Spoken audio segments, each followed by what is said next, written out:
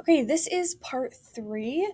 Part three, these are more complicated expressions. These are going to be the ones that you see on your exit ticket. These are very, very, very similar. So if you get through this part quite well and confident, you'll do just fine on your exit ticket.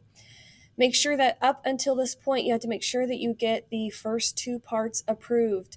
You have to do the front side of the page before you start this part of the page, okay? All right, let's get started. Are these two expressions equivalent? Show your proof, okay? This says show your proof. That means we've got to show our proof. All right, so we have our two expressions. We have one on the left side and one on the right side, okay? And we are going to determine if these are equivalent or not. So let's look at the first one. We have 10y and then parentheses 4x plus 7x. So we're just going to do a simple distribution property problem. So what we're going to do is we're going to take what's outside this and we're going to put it in both of these. Okay. So what it turns into is 10y times 4x plus 10y times 7x. Oops. Get kind of far over there. Okay. 10y times 4x would be 40yx.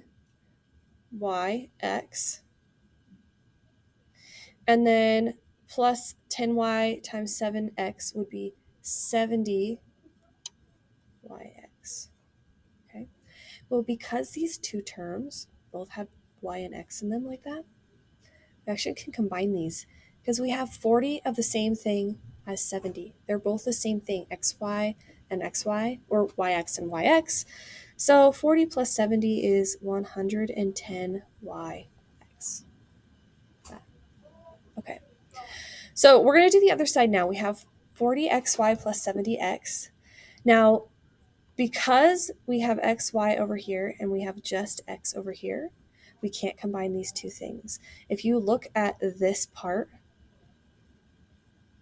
you see how it's 40yx and 70yx. Well, in order for them to be equivalent, the second term over here should have a y. So in this case, they are not equivalent.